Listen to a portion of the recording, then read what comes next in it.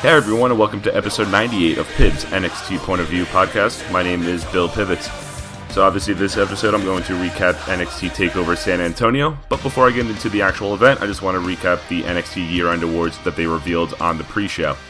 Billie Kay Peyton Royce won Breakout Stars, DIY Revival from Toronto won Best Match, the Revival won Tag Team of the Year, Asuka won Women's Competitor, Nakamura won both Male Competitor and Overall Competitor of the Year. Also on the pre-show, it was announced that Corey Graves is leaving the NXT commentary team, and Nigel McGuinness would be taking his place. I heard some of his stuff during the UK tournament with Michael Cole. He did a great job, so I'm looking forward to hearing him on the NXT broadcast. Some people were upset, thinking that Steve Corino would be coming in, since he is down at the Performance Center. Maybe at a later date once Tom Phillips leaves, but right now we got Nigel McGuinness, Tom Phillips, and Percy Watson, unfortunately, on the NXT commentary team. They weren't the commentary team for this event. It was still Corey Graves, but I believe going forward with the new tapings, everything, Nigel McGuinness will take over. No pun intended.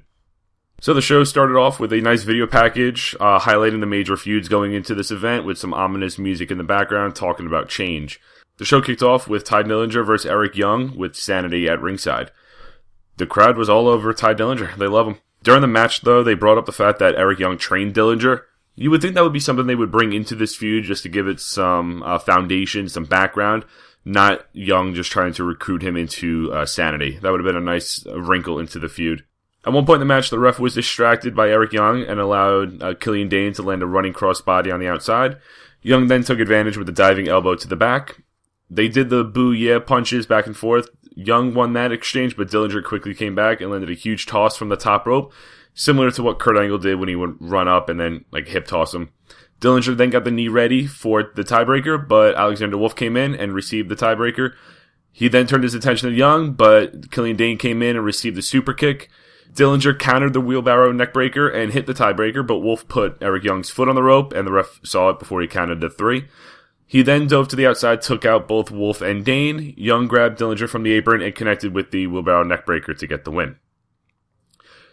I liked the opening match. It was good. Probably, 3.5 stars out of 5. Not too bad. Dillinger does look a little foolish by going after Sanity and not focusing on Young, because if either member of Sanity would have attacked Dillinger, he would have got the win and not Eric Young. So he would have won by DQ. That would have obviously got him. Maybe he didn't want to win that way. I get it. Morals, all that stuff. But as the babyface, he kind of looks foolish by taking his eye off the prize. And obviously Young, as the heel that he is, took advantage of the numbers game and won. I did get the match right, and the story of Dillinger, his failures continue. I'm hoping that he makes an appearance at the Royal Rumble at number 10. The story writes itself. He may not be on the main roster permanently, but it doesn't hurt to give him a one-off just for the moment of him coming out at number 10. And it does make sense for Sanity to get the win. They're the next big heel stable in NXT, maybe the second best heel stable in NXT, so they needed the win, especially from Eric Young. They then showed Samoa Joe sitting at ringside. He was all dressed up. He's pretty much all but done with NXT. He doesn't have a match on this card. I don't know if there's going to be anything for the next TakeOver special, but his time's pretty much up. Second match was Andrade Cien Almas versus Roderick Strong. This is probably the weakest feud of the 5 matches on the card, but still excited to see what these two can do together. Wasn't much of a fan of Strong's theme song here, but it's only a song. He can get anything over. Almas connected with a slap in the corner. He then had Strong's arm over the top rope in like an arm breaker. Strong built up momentum. He landed a gourd buster and a running knee in the corner. He then caught Almas off the top rope with a nice backbreaker. They went back and forth for a little bit with some counters and some exchanges. Pretty nice sequence there. And for some reason, there was a small group of fans that tried getting a "This is awesome" chant going, but it didn't work. The match was good. Definitely wasn't awesome. Strong landed another backbreaker off the top turnbuckle, or actually onto the top turnbuckle, that steel post that holds the post, or the steel piece that holds the post and the turnbuckle together. Almas finally hit the double knees in the corner, but Strong blocked the hammerlock DDT and won with the sick kick off the ropes. Good match. Like I said, nothing special. They laid in their strikes pretty hard. The crowd was behind Strong, but they really weren't invested into this match. It was pretty much 2 weeks worth of build with Almas calling out Strong and Strong blowing it off, and then the attack in the backstage area. I wasn't really invested either. I was entertained, but I really didn't care about the match. They worked well together, but it was what it was. Cien's still developing as a heel. He does need a big win or just some big heelish act to get himself over that hump, because he's kind of just middling in no man's land right now. If he could attack someone big that the fans love, or just do something outrageous and the crowd can definitely hate him, not just give him go away heat. But as of right now, I'm 1-1 in my predictions. Third match was the NXT Tag Team title match between DIY and the Authors of Pain. Gargano took out both Akam and Razor with separate dives to the outside. The challengers regrouped and then spent about a few minutes wearing down Gargano. Ciampa got the hot tag. He took out both members of Authors of Pain with a German suplex, which the crowd popped huge for. DIY hit a double spear through the ropes. Authors of Pain came back with a sick neckbreaker sit-out powerbomb combo, but Ciampa was able to kick out. Great spot. They went for the last chapter, but Gargano snuck in and caught Razor off the ropes with a super kick. DIY then locked in stereo submissions, shades of their match at Toronto. Razor lifted Gargano up and then dropped him on Ciampa to break the hold. DIY then pummeled Authors of Pain with so many punches, and then they landed double running knees. They went for their running kicks out of the corner, but Authors of Pain caught him in powerbomb spots. They hit the double powerbomb and then hit Ciampa with the last chapter to win the NXT Tag Team titles. Obviously, this was Authors of Pain best match to date. They actually have some really cool tag moves. That neckbreaker powerbomb combination was just sick. I haven't seen anything like that before. And they actually sold a lot too, which made DIY feel like stars, that they were actually on the same playing field. I did predict the outcome of this match, and a lot of people I see on Twitter that do reviews and stuff agree that DIY are better in chase mode than as the actual champions. But once this feud is over, I'm kind of nervous as what is next for the NXT Tag Team division. You can't do Authors of Pain Revival for two reasons. It's heel versus heel, and I think the Revival will be on their main roster sooner rather than later. And TM61 are out for at least 8 months or so. So it's just DIY and Authors of Pain in the tag team division, and that's not a good thing. After the praise we gave the tag team division, not even just a year ago, with American Alpha, you had DIY on the rise.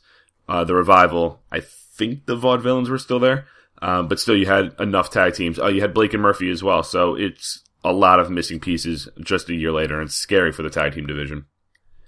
As the announcers were recapping the next match, out of nowhere, Seth Rollins appeared. He said the show's called TakeOver, right? I'm taking this bitch over. He said this is where it all started for him, and then he started to call out Triple H. He wasn't leaving until he came out. Triple H did appear, but he was in a suit. He then motioned for security to come out. Rollins took them out. I feel bad for the WWE security guards. They get beat up a lot, and it's a unsafe work environment for them. Rollins went up the ramp going after Triple H, but he was held back by about 6 security guards and then taken out. Unexpected, great part to do that, because it's kind of on the come down of the tag match. You pop the crowd with Seth Rollins, building their match for WrestleMania, and gives that thing that anything can happen. I don't think it'll happen again anytime soon, but as we're on the road to WrestleMania, it makes sense for this to happen. Fourth match was the NXT Women's Championship match, with Asuka defending her title against Nikki Cross, Billie Kay, and Peyton Royce. When the match began, Kay and Royce rolled out of the ring, letting Asuka and Nikki Cross fight. Kay and Royce picked their spots to attack and come in the ring, but they really didn't last long. Asuka hit a clothesline running bulldog combination. She then hit both Kay and Royce with a double German suplex. Cross had her turn on offense for a bit. She landed a nice neckbreaker from the apron to the floor onto Asuka, and then she dove from the top onto Billie Kay and Peyton Royce. The two Aussies and Cross fought all the way to the announce desk. There was a table just conspicuously set up next to the announce table, and the heels double suplexed Nikki Cross onto the table. They then went after Asuka, who was still out from the neckbreaker. Kay kind of held Asuka as Royce landed a knee. Asuka took out Kay with a heel kick. Royce came back with a Widow's Peak, but got a 2 count. Asuka made her comeback, landed a spin kick on both Kay and Royce, and pinned Peyton Royce to retain her title. It's kind of odd that the second table was there just for that spot. It really served no other purpose throughout the night, so that's what that was. Good women's match, though. I was kind of waiting for Peyton Royce or Billie Kay to turn on the other, but they didn't, which is actually a breath of fresh air in WWE, considering they always have teammates turn on each other, at least for one pinfall, arguing back and forth. Nikki Cross didn't lose much by being taken out with that suplex spot. They kept her and Asuka separated for the most part, so they could always go back to that. But I think the next women's match is going to be Asuka Ember Moon. But Nikki Cross can always fill in a spot until they get to Orlando in a few months. And with Asuka retaining, I am 3-1 with my predictions, with Authors of Pain also winning. Fifth and final match was the NXT Championship match, Shinsuke Nakamura versus Bobby Roode. Bobby Roode came out first. He had 8 women walking him to the ring, and Graves called Percy Watson an idiot. I forget why. It had something to do with Percy Watson saying, "Why come to the ring with 8 women?" and Graves just called him an idiot. I'm going to miss him on commentary a lot. The crowd popped for Roode, but they popped even louder for Nakamura. He was on like a platform that wheeled itself to the ring, similar to like what they had back at WrestleMania 3, that platform, but it was a little lower, and there were strobe lights going on.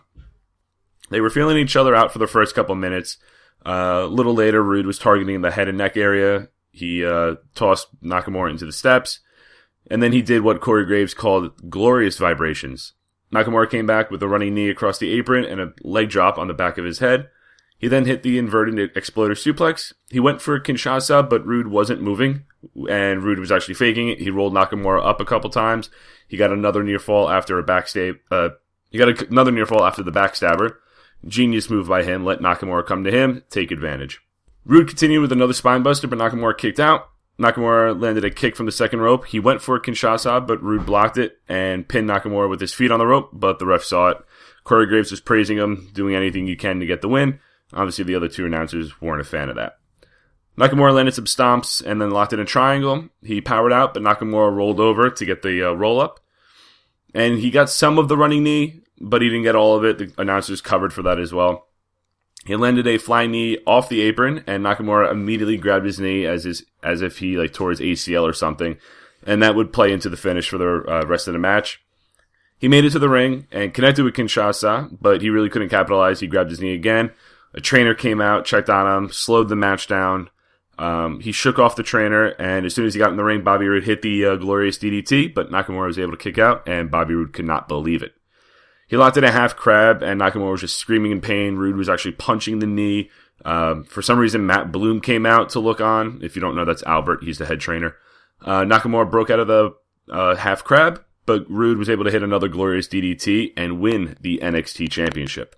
Great main event. I liked it a lot, especially those last few minutes with the knee and Nakamura landing the finisher but not taking advantage. It wasn't to the caliber of some of the previous main events like a Balor Owens, Joe Balor, or even Nakamura Joe, but it was entertaining. I did not expect the finish. I expected Nakamura to continue on and at least hold the title until the takeover in Orlando. There were just so many pieces as far as the match, like different like parts or acts like a play.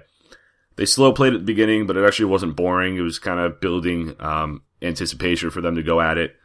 They had enough time on offense each. They had like a few minutes of just wearing the other one down, and Nakamura did a great job selling the knee injury. I somewhat thought it was real when it happened, but they did a good job getting me in on that one. A lot of questions, though, that I have now that the match is over. We saw the video that WWE posted of Kassius Ohno returning to NXT, and he kind of tapped the title that Nakamura had, which was the expected main event or the assumed main event for the next TakeOver special. But now that Roode's champ, are they going to have Kassius Ohno go babyface? That would be an interesting dynamic. Where does Hideo Itami? I'm kind of building him up as the second babyface on the roster, especially in the main event scene. Is Nakamura going to debut in the Royal Rumble tonight? And they're going to just use a knee injury to like write off any like chance that he has to come in because he's not healthy enough to compete? Are they going to have a rematch between Roode and Nakamura in a couple months? It's going to be interesting to see where they go from here. They got a lot of different pieces, and I'm just looking forward to see how that puzzle turns out. Definitely wasn't the best TakeOver special, but it started 2017 off the right foot. As the prelude of the show said, there's a lot of change going on in NXT. We have new tag team champions. We have a new NXT champion. We have a women's division somewhat on the rise with Nikki Cross, Billie Kay, Peyton Royce, and Ember Moon. And Asuka still the champ. As far as the matches themselves, Dillinger Young was good. I like that one. I like Ty Dillinger a lot. I hope he can get a shot at the main roster before it's too late. ACA and Strong, decent match. Wasn't too crazy. Tag team match was good, but we've been spoiled with DIY revival matches, so my expectations were a little out of control. Women's match was entertaining, but a little short. It was just under 10 minutes. And then the main event was what it was. I already went over that. I liked it. I wasn't expecting Bobby Roode to win. I went 3-2 in my predictions, but I'm happy I was wrong on the main event. Bobby Roode is going to be the perfect heel champion for whoever that babyface is that come out and challenge him. I'll check back with you guys later in the week with episode 99, recapping this week's episode of NXT. I have a feeling it's going to be a lot of recap for TakeOver and some dark matches, but I didn't hear any spoilers, so I'm kind of in the dark on that one.